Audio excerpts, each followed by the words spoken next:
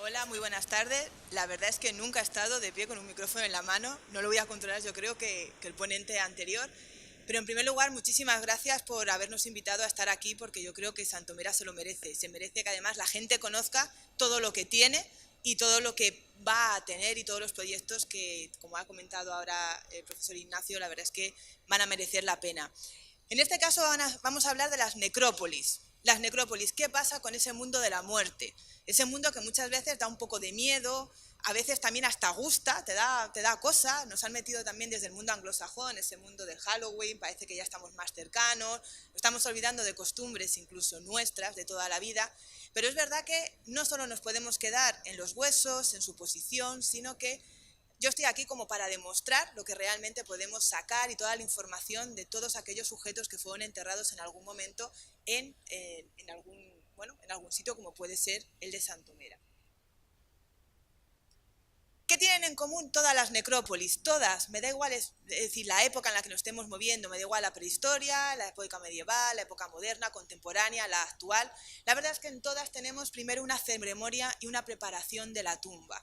En el momento en el que un cadáver se convierte en ese muerto que nosotros queremos intencionadamente enterrarlo de alguna forma, sí que es verdad que planteamos una ceremonia. ¿Cuál es el problema que nos enfrentamos los arqueólogos con esas ceremonias? Que muchas veces no podemos controlarla. Si, por ejemplo, esa ceremonia incluye un baile, incluye el hecho de rodear la tumba, incluye el hecho de X cosas, nosotros no vamos a poder saberlo. Pero gracias a la arqueología, y no solo a la arqueología, sino a otras muchas disciplinas, que a veces dicen, no, la arqueología, la gente de ciencia. Bueno, la gente de ciencia. Ahora la arqueología también es ciencia. ¿Por qué? Porque nos basamos en otras disciplinas científicas como pueden ser la física, la química, incluso las matemáticas, aquellas odiadas por todos en el mundo de letras que dan miedo, por la medicina, etcétera, etcétera, para que realmente podamos cada vez más saber a través de ese registro arqueológico esa interpretación y sobre todo comprobar, corroborar algo que antes podíamos pensarlo pero que no lo podíamos demostrar. Forma de la tumba es importante. Es muy diferente el hecho de que a uno lo entierren en una fosa, que caben en el suelo un agujero, o que directamente, como tenemos aquí en la imagen, nos construyan un monumento megalítico para enterrarnos. Es totalmente diferente el significado. Es muy diferente también que me entierren a mí solo que junto con otros. Es diferente que a mí me entierren con un ajuar, con un X elemento que demuestran cómo he vivido yo en mi vida en ese poblado, cómo puedo utilizar incluso esos ajuares, esos elementos de ajuar para el futuro, que me entierren como parte más de la comunidad. No puede ser lo mismo. Y nosotros tenemos que interpretarlo además de forma totalmente diferente. Túmulos difíciles, hay complejidades, hay elementos que a la hora de, sobre todo en la prehistoria, que me voy a centrar algo más en este mundo de la prehistoria, sí que es verdad que el hecho de construir muchas veces alguno de estos monumentos funerarios y realizar un túmulo de piedra, un túmulo de arena, un túmulo de tierra alrededor, no lo hace uno, dos, tres, sino lo que lo hace realmente todo un poblado que está pues metido, inmerso en lo que es el recuerdo para esa persona, para el futuro. La relación espacial con el paisaje y con el hábitat. ¿Cómo no? Cada vez hay más estudios que demuestran que muchos de los enterramientos o muchas de las necrópolis están ahí por algo, porque ese sitio es especial para ellos, que incluso van pasando las civilizaciones a través de ese lugar y van considerándolo también especial, considerándolo sagrado. Y yo creo que eso es muy bonito, porque incluso hoy en día, si empezamos a mirar hacia atrás en la historia, volvemos a repetir sitios que ya nuestros antepasados habían utilizado para enterrar. Un elemento muy bonito y que yo creo que también hay que tenerlo en cuenta. Y el tratamiento del cadáver, como lo que hemos estado comentando. Si yo inhumo, si yo entierro, yo estoy conservando realmente el cadáver.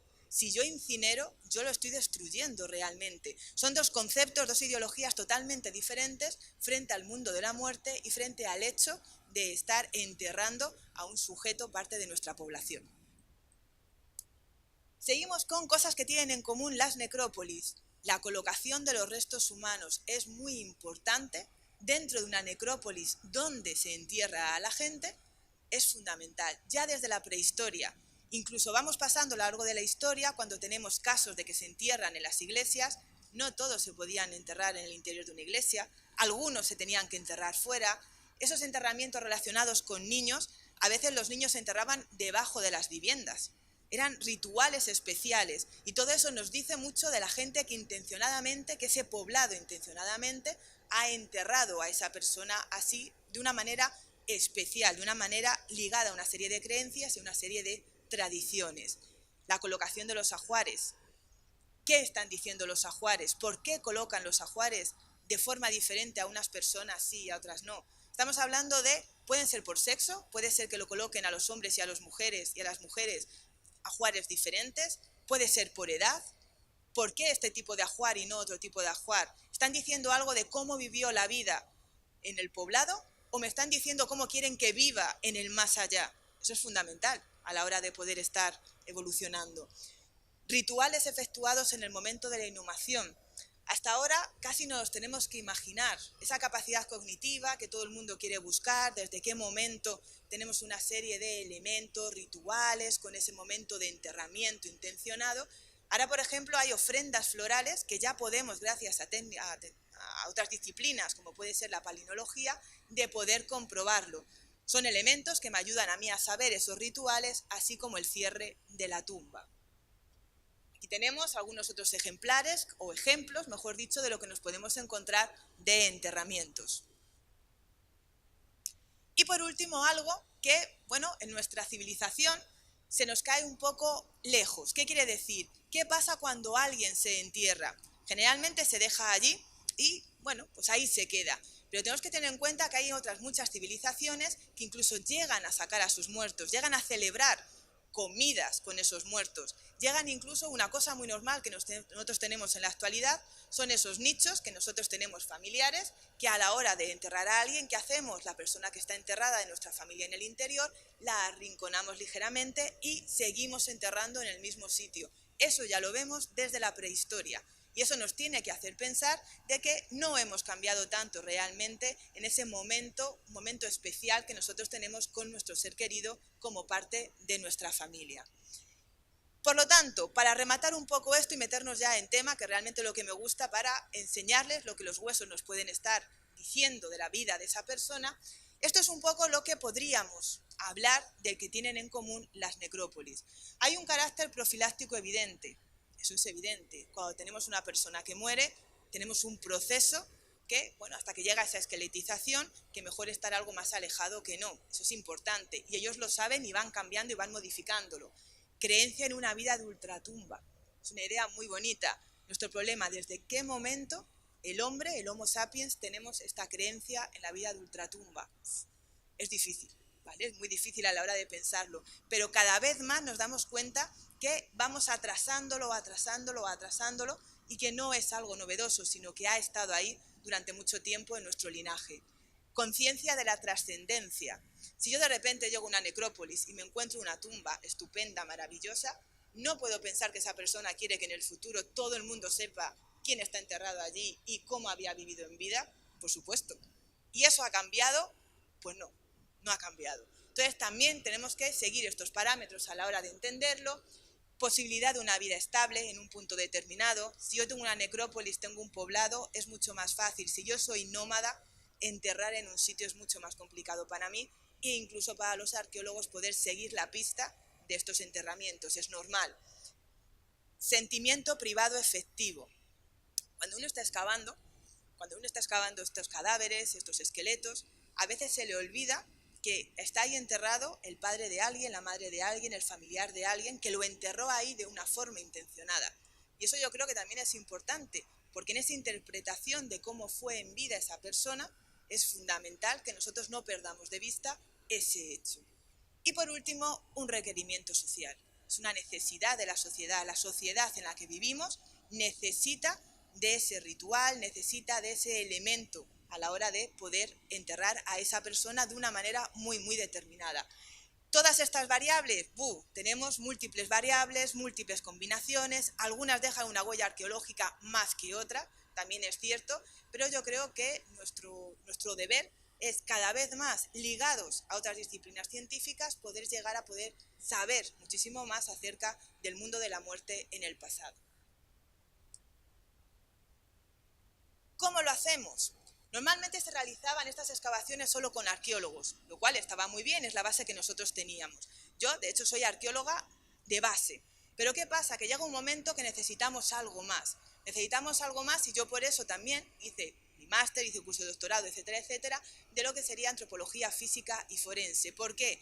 Porque la arqueología está muy bien, la técnica arqueológica está muy bien, pero necesitamos más para saber mucho más de lo que nosotros tenemos en un enterramiento.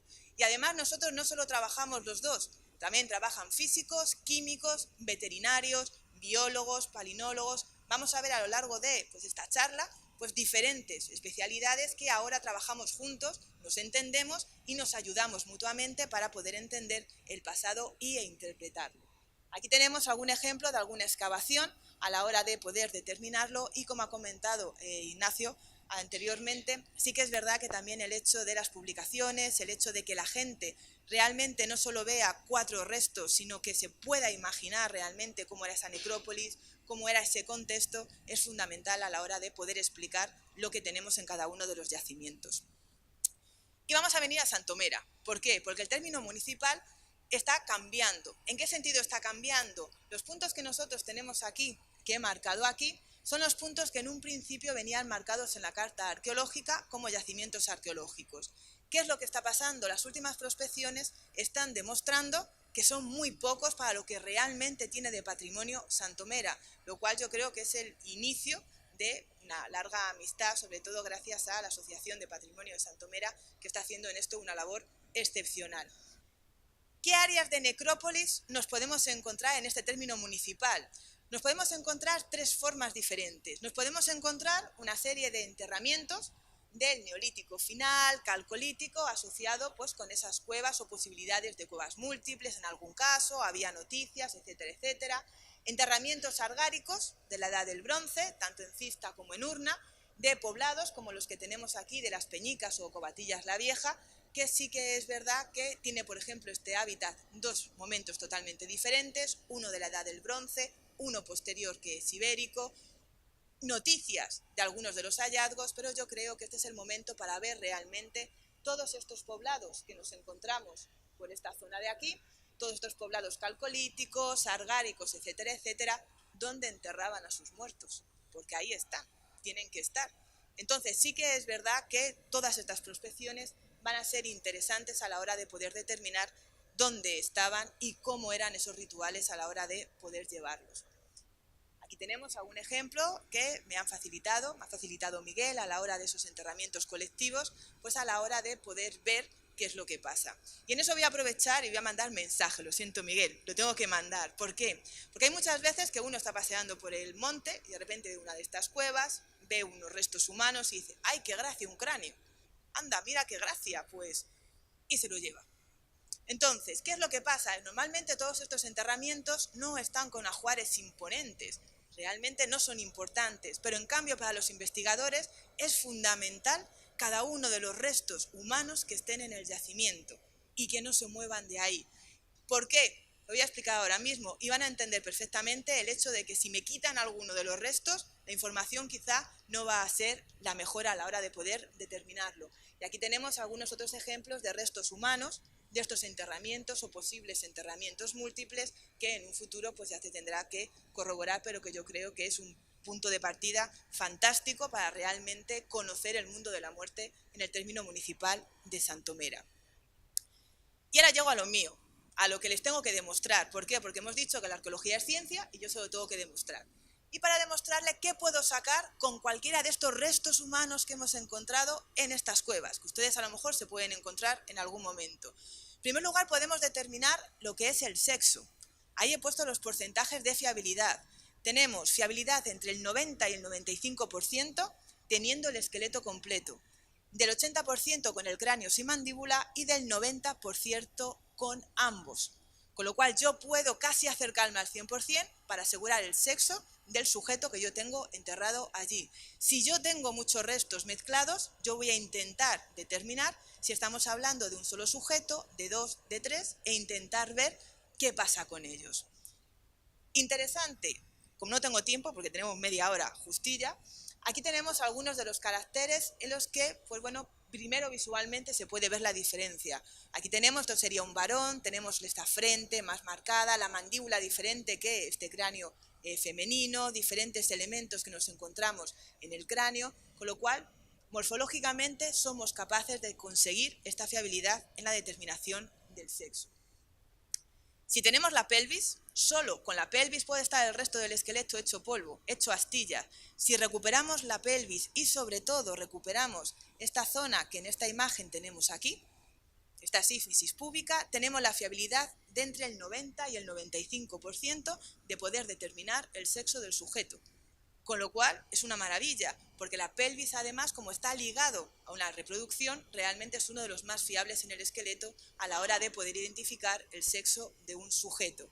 Aquí he podido marcar pues, algunas de las diferencias o de las zonas que pueden ser más visibles e incluso podemos marcar el número de partos que ha podido tener una mujer cuando está bien conservado, lo cual también es un elemento más a añadir en la información acerca de la persona que yo estoy estudiando y analizando la vida que pudo tener en vida.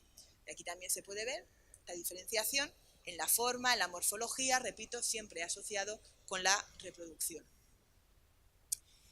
Podemos determinar la edad. Es mucho más fácil en los niños, muchísimo más fácil que en los adultos. ¿Por qué? Porque tenemos algo que ustedes conocen, cuando van saliendo los dientes. Nosotros cuando tenemos un niño pequeño, esto le está doliendo, le van a empezar a salir los dientes de leche. Hay unas tablas que te indican más o menos cuándo van saliendo estos dientes de leche y cuándo van cayéndose y sustituyéndose por los dientes permanentes. Con lo cual en los niños es bastante fácil relativamente a la hora de poder determinarlo. Y además los huesos, cuando los niños dicen, los huesos es que se caen y parece que son de goma. No es que sean de goma, es que realmente sus huesos todavía no están formados del todo. Por ejemplo, aquí tenemos este caso de un hueso largo que ven que estas extremidades todavía no están unidas del todo, están separadas y de hecho aquí pueden ver esta superficie como este extremo está como si fuera casi una tapadera. ¿Por qué? Porque todavía no está fusionado del todo. De hecho no llegamos a fusionar en algunos de los huesos hasta entre los 21 y los 23 años. De hecho, es muy importante esa alimentación, ese crecimiento, porque luego sabemos que si no vamos a tener problemas cuando ya seamos más adultos. Entonces, elementos más a la hora de poder determinar la edad. Cuando ya somos adultos lo tenemos más complicado, pero es verdad que, por ejemplo, hay muchos estudios de la cuarta costilla. El extremo de la cuarta costilla va evolucionando a medida que nosotros nos hacemos mayores. Las suturas craneales van cambiando a medida que nosotros nos hacemos mayores. La sínfisis púbica también, etcétera, etcétera. Van una serie de elementos que nosotros podemos conocer para determinar la edad de muerte del esqueleto que nosotros estamos estudiando. Y las paleopatologías. Yo puedo conocer las enfermedades que pudo tener en el pasado esa persona. ¿Todas las enfermedades, todas las lesiones? No, todas aquellas que se quedan marcadas en los huesos. Eso sí que las puedo determinar. ¿Que la persona se ha muerto de un infarto al corazón? Lo siento mucho, puedo determinar la edad de muerte, pero no podía determinarlo o asociarlo con nada concreto. Pero además la paleopatología, nosotros nos hemos unido muchas veces a ese mundo de la medicina. ¿Por qué? Porque realmente los necesitamos a la hora de poder determinarlo. Y es un factor que generalmente no se había estudiado, a veces es difícil por la conservación de los restos, pero nos habla de cómo sufrió la calidad de vida de ese sujeto. Aquí les he traído, pues por curiosidad alguna, la que pasaré rápidamente, pero también estas paleopatologías, también nos pueden hablar no solo de enfermedades, sino también de a qué dedicaban su vida cotidiana. ¿Qué quiere decir eso? ¿Cómo lo podemos saber? Si nosotros, por ejemplo, salimos a correr un fin de semana sí, un fin de semana no, pues hombre, es bueno para la salud, pero mis huesos no van a terminar moldeados por ese ejercicio físico continuo. Si nosotros somos atletas o tenemos X movimientos continuados en el tiempo, entonces sí que nuestro cuerpo y nuestros huesos van a terminar moldeados por la actividad de esos músculos.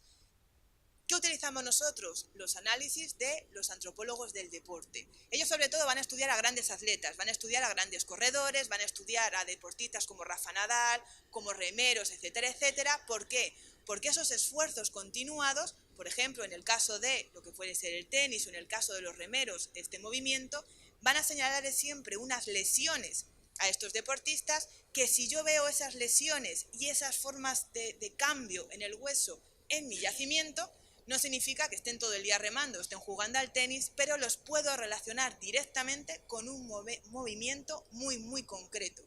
Si yo sé exactamente el movimiento que hizo esa persona una y otra vez a lo largo de su vida, yo sí que lo puedo relacionar con una actividad cotidiana que pudo realizar, lo cual es muy interesante a la hora de interpretar cómo vivió esa persona en su poblado.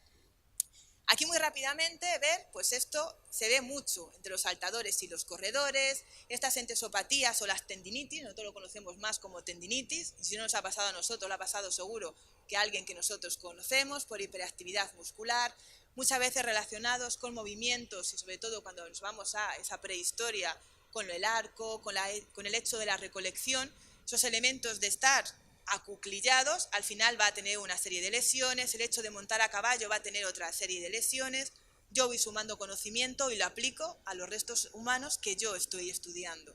Aquí tenemos las hernias discales, generalmente asociadas con ese ejercicio violento, con esa fortaleza de la musculatura por un ejercicio continuado. Aquí lo tenemos.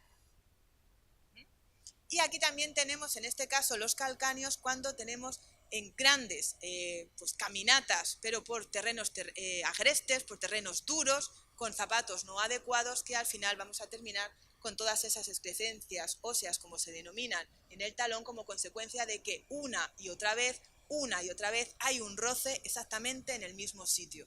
Y el cuerpo, frente a un roce continuamente en el mismo sitio, reacciona. Y hay un crecimiento óseo. Y eso sí que lo puedo detectar yo y relacionarlo con un movimiento en vida. Luego tenemos la osteoporosis, algo más habitual, algo más temprana en la prehistoria que en la actualidad, también hay que reconocerlo, porque tenemos incluso mujeres entre los 25 y 30 años con osteoporosis realmente importantes a la hora de poder verlo, artritis reumatoides, hasta llegar incluso a poder unir diferentes huesos, aquí en el caso de la mano o de la columna vertebral, traumatismos que no están siempre bien curados, que también pasa en la actualidad, pero nosotros lo controlamos mucho más. Si no están, imaginémonos que hay un fémur que se rompe y no está esa diáfisis bien unida en el mismo sitio, pues al final van pasando cosas como esta. Aquí se pueden ver esta huella de ese traumatismo, algo mal curado, y aquí también lo tendríamos posiblemente por un golpe o una rotura así. Esto es una costilla con el típico traumatismo alrededor de esa rotura. Artrosis, una artrosis que también la conocemos en la actualidad y que también la sufrían ellos e incluso antes que nosotros, con lo cual eso sí que tenían unas condiciones más duras de trabajo. Aquí tenemos un proceso degenerativo con estas viseras óseas que al final a veces, repito, incluso parece que van a unir y unen estas columnas vertebrales. Y luego aquí tenemos pues esta osteoporosis asociada, etcétera, etcétera. Tumores, también existían los tumores en la prehistoria. Tumores benignos y tumores malignos, algunos causa de muerte directa, como se puede comprobar perfectamente. Y también les realizamos, pues bueno, otros elementos como pueden ser radiografías a la hora de poder estudiar mejor estas patologías. Radiografías, TAC, resonancias magnéticas, escáneres multidimensionales. Nosotros reservamos todas estas máquinas en un momento dado, cuando los hospitales ya tienen un hueco, aprovechamos y lo metemos porque también nos interesan lesiones que no conocemos o no vemos demasiado bien. Incluso aquí tenemos el caso de Camino del Molino, que nos llamó mucho la atención porque visualmente así no tenía ninguna lesión en el cráneo, lo utilizamos para luego hacer una aproximación facial, lo veremos. Fíjense aquí que tiene como una hendidura de un traumatismo en vida que tuvo en algún momento, que aquí se quedó y ni siquiera lo habíamos podido nosotros fijarnos viendo el hueso. Y sí que lo pudimos ver con técnicas como las que tenemos aquí, lo cual, pues bueno, también es muy importante. Aproximación facial. No me digan ustedes que no tienen curiosidad muchas veces de cómo sería la cara. Y como a nosotros nos pasa lo mismo, hablamos de aproximación facial. Hay veces que hablan de reconstrucciones faciales, pero es cierto que la reconstrucción es mentira, son aproximaciones. Porque una reconstrucción hay cosas muy personales como la mirada, los ojos, las orejas. Las orejas, yo no sé cómo tienen las orejas utilizamos más o menos elementos estándares. El pelo, cambia mucho tener el pelo rizado, el pelo largo, para a la hora de visualmente ver a ese sujeto. Entonces sí que es cierto que en estas aproximaciones se hacen con forenses, se hacen con informáticos, diseñadores gráficos, artistas, no nos lo inventamos, son procesos muy largos a la hora de poder realizarlo, pero al final nos llevamos que cráneos como el que tenemos aquí tendrían caras como las que tenemos aquí. Y les he traído algo muy rápido, simplemente para que vean otros casos que han podido ver de reconstrucción de diferentes cráneos, cómo podían tener esa imagen en vida esas personas. Y aquí tendríamos algunos de otros trabajos que se han hecho para darle pues, ese elemento más de vida que nosotros conocemos.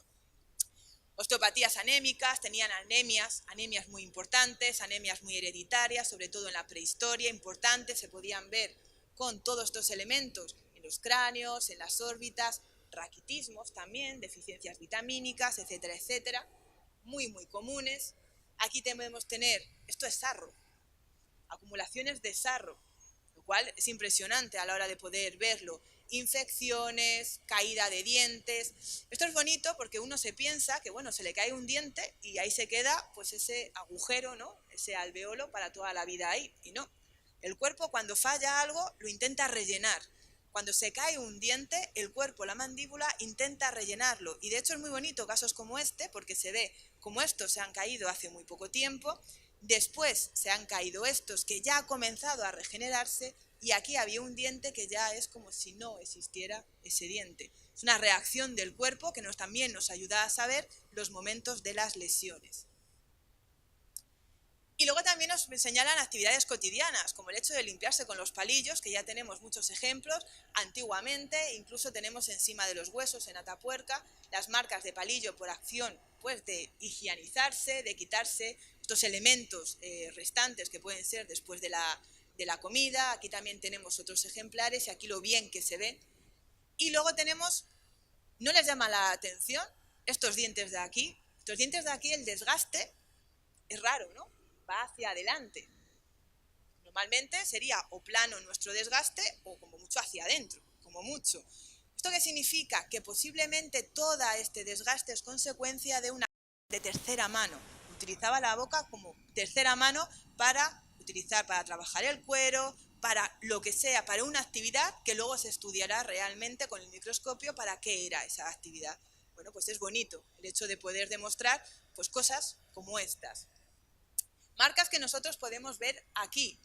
Podemos diferenciar si además se alimentaban de hierbas o materia vegetal blanda o en cambio se podían alimentar de raíces y frutos duros. ¿Por qué? Porque somos lo que comemos y lo que nos alimenta al final queda marcado en nuestros dientes. Y nosotros lo podemos saber. Si nosotros estamos consumiendo frutos duros, al final vamos a tener micro roturas que lo van a poder demostrar, etcétera, etcétera. Son pasos más para demostrar realmente cómo vivió este sujeto en vida. Aquí tenemos, por ejemplo, también una marca de corte que se puede ver muy bien, una marca de corte en el propio diente, diferentes marcas o puntos de impacto, posiblemente por polvo, arena, investigadores que lo relacionan directamente, como comento aquí, como consecuencia de los ácidos de ciertos alimentos, incluso lo podemos relacionar. Es un mundo apasionante que los arqueólogos por nosotros mismos no podríamos acceder a él y en cambio llevamos unos años que nos estamos llevando grandes sorpresas cuando realmente trabajamos con otras disciplinas. Y el ADN. Vamos a ver, el ADN antes era un poco de ciencia ficción, era carísimo hacer analíticas de ADN y nos estamos dando cuenta que es mucho más normal de lo que nos pensamos. Hay dos tipos de ADN, el ADN nuclear y el ADN mitocondrial. El ADN nuclear es el que nos viene por herencia materna y por herencia paterna. ¿Para qué nos sirve? Aquí lo pongo, nos sirve para ver nuestra relación evolutiva, para determinar la especie, para ver nuestros caracteres morfológicos, el color del pelo, el color de los ojos. Muy bien, ahí tenemos elementos útiles para poder reconstruir esta persona que nosotros estamos estudiando. Aquí les he puesto un ejemplo que es muy bonito, el ejemplo de los neandertales de Sidrón. Uno de los que empezaron a ver a los neandertales con otra cara. ¿Por qué? Porque empezaron a ver, gracias a este ADN, gracias al análisis de su genética, de ese ADN fósil, que tenían el pelo rojizo y la piel clara gracias a una variante de este gen. ¿Quiere decir que todos los neandertales eran pelirrojos? No. Quiere decir que los neandertales del Sidrón eran pelirrojos. Pero es un paso más, porque no sabíamos cómo podían ser los neandertales. Imagínense los primeros museos cuando los ponían casi simiescos, con estas posturas forzadas. No, nos estamos dando cuenta que no solo su vida, como estaba comentando antes Ignacio, en su vida de hábitat en las cuevas, su vida cotidiana nos está demostrando otra cosa, sino también el ADN nos lo está demostrando. Compartimos también con el Homo sapiens, con nosotros, una versión de este gen que está relacionado con el habla y con la capacidad del lenguaje. Y otra cosa muy bonita, una cosa que además ustedes al principio lo pueden leer, algunos neandertales muestran una mutación genética que impide distinguir el gusto amargo. Y dicen, ole, pues vale, muy bien, y eso es práctico, bueno, es muy bonito, pero pues puede ser muy práctico. ¿Por qué? Porque cuando vienen los palinólogos y nos muestran una serie de plantas o elementos que hay en el entorno que nosotros no elegiríamos, pero bajo ningún concepto para nuestra alimentación y subsistencia, podemos reconocer que quizá los neandertales estaban presentes ahí porque ellos, al no reconocer el gusto amargo, lo tenían como parte de su dieta cotidiana. Eso es ir sacando de todos los sitios posibilidades. Y uno de los que más me gustan es el ADN mitocondrial.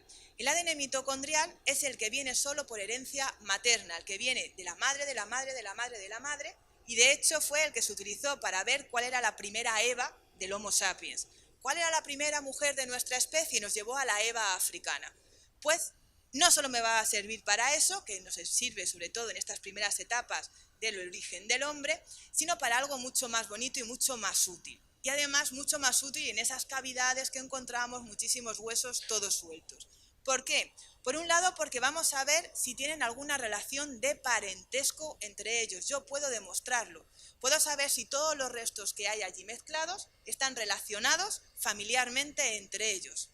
Y, en segundo lugar, puedo demostrar el origen de esa persona. ¿Por qué? Porque hay una base de datos mundial que me permite saber si tiene un origen africano, tiene un origen centroeuropeo, etcétera, etcétera.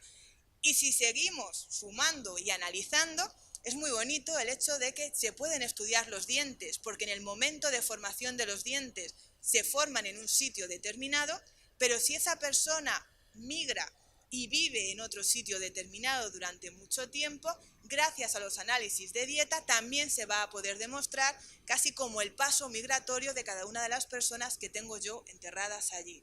¿Qué pasa? Si me falta alguno de estos restos humanos, ahí viene el problema. Me pierdo parte de este puzzle, y sería realmente una pena. Aquí tenemos cómo se toman estas muestras de ADN con mascarillas, con guantes, realmente un poco tipo el CSI, cuando se ve en las películas, realmente utilizamos las mismas técnicas. Y ya para ir terminando, también puedo conocer la dieta. ¿Qué comía la persona que tengo yo enterrada? ¿Cómo se hacía tradicionalmente? Uno llegaba a su poblado, veía los animales que tenían, pues elementos que podían estar cocidos, marcas de cuchillo, marcas de diente. Todo el mundo, pues mira, comía estos animales. Miraba también los restos que hay dentro de las vasijas, los restos vegetales, venían los palinólogos, venían los biólogos, todo muy bonito. Pero claro, nosotros queríamos saber más, queríamos saber exactamente en qué proporción consumían unas cosas y otras. Es decir, ¿eran más carnívoros o más vegetarianos? ¿Consumían entre las plantas más de un tipo o más de otro? Y nosotros eso ya nos podemos acercar mucho más gracias a otros análisis que te realizan otros compañeros de otras disciplinas diferentes, que se llaman los análisis de isótopos. Generalmente nosotros utilizamos hidrógeno, carbono, nitrógeno y oxígeno, siendo los dos últimos los más utilizados. Aquí tenemos, por ejemplo, un ejemplo de cómo podemos ver dos tipos de plantas, las llamadas plantas C3 y C4, a la hora de poder determinar y acercarnos aún más a la dieta de aproximadamente entre los 15 y los 20 años últimos del sujeto. Y además, ustedes se acuerdan de ese sarro fosilizado, el sarro se fosiliza, nosotros podemos analizar ese sarro también y también podemos saber la dieta a través de ese sarro.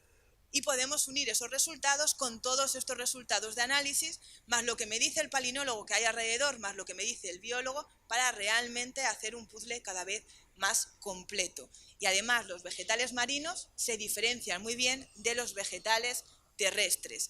Algo que podemos decir, muy bien, parece ser que nos estamos dando cuenta, o podemos demostrar, más que darnos cuenta, que las algas y esta cocina moderna que utiliza las algas, que a todos nos gusta mucho, no es tan moderna como nosotros nos pensábamos, sino que ya en la prehistoria en muchas poblaciones vemos cómo las utilizaban para su dieta cotidiana. Con lo cual son curiosidades, pero que me acercan a ese día a día de las personas que yo estoy viendo solamente los restos humanos. Y por último tenemos los llamados elementos traza, que son estos micronutrientes que todos conocemos, porque siempre, parece que tengo un déficit de calcio, un déficit de todos otros elementos de zinc, de magnesio, de hierro, etcétera, etcétera. Pues también, gracias a estos análisis en los huesos, podemos ver cosas. Por ejemplo, ahí les he puesto los casos más importantes. Si nos aparece unas mayores concentraciones de zinc y cobre en la población, podemos demostrar que hay un mayor consumo de carne. En cambio, si nos encontramos unas mayores concentraciones de magnesio, vanadio, manganeso, bario y sobre todo estroncio, porque es verdad que funciona muy bien el estroncio y generalmente nos basamos en él, va a ser con un mayor o poblaciones con un mayor consumo de vegetal. Y podemos ir a cada una de las personas que tengo yo ahí. Si yo sé el sexo y sé la edad, quizá pueda saber si toda la gente del poblado, hombres y mujeres, tenían el mismo acceso a los mismos alimentos o no. O si los adultos y los niños tenían otras diferencias en la alimentación, quizá. O incluso podemos saber con estos isótopos de nitrógeno que van ligados a la leche materna, como cuando son lactantes, tienen estos niveles de nitrógeno muy, muy altos, que en el momento del destete bajan en picado. Pues son elementos que me ayudan a mí a conocer cómo en momentos determinados de destete hay una alta mortalidad en etapas anteriores y la podemos explicar también gracias a esto. Y esta ya prometo que es la última diapositiva. Esto es muy bonito porque es todo lo que es la bioarqueología. Les he dicho que nosotros podemos ver la calidad de vida de una persona y las enfermedades que dejan huella en el hueso. Sabemos de infecciones que provocan la muerte pero que no dejaban ninguna señal en el hueso. Y gracias a los nuevos estudios de paleoparasitología, cogiendo las muestras que hay de tierra en la cavidad de los esqueletos que nosotros estamos encontrando, podemos llegar a conocer diferentes parásitos, algunos de ellos importantes como causa de mortalidad. Con lo cual es otro elemento más que pensábamos que nunca lo íbamos a poder conseguir y nos hemos dado cuenta que sí que es posible y además se está haciendo, se está empezando a hacer en la región de Murcia con algunos de los yacimientos y, ¿por qué no?, se va a poder seguir haciendo sabiendo que funciona. Simplemente, moraleja, se han dado cuenta que los restos humanos, la próxima vez que los vean, no van a ser solo restos humanos, sino que como cada uno de ellos, a través de cada uno de ellos, vamos a poder saber muchísimo más de la vida cotidiana, qué se dedicaban, qué comían, de dónde venían, etcétera, etcétera. Entonces yo creo que es muy bonito que entre todos, sabiendo pues, las sorpresas que se van a poder llevar en su patrimonio de Santomera, lo cuiden y realmente yo creo que más que los elementos es muy importante estos otros que no se creían posibles y que cada vez más estamos haciendo realidad el hecho de compartir y hacer arqueología que sea ciencia. Así que se tienen que seguir muy orgullosos de lo que tienen. Muchísimas gracias.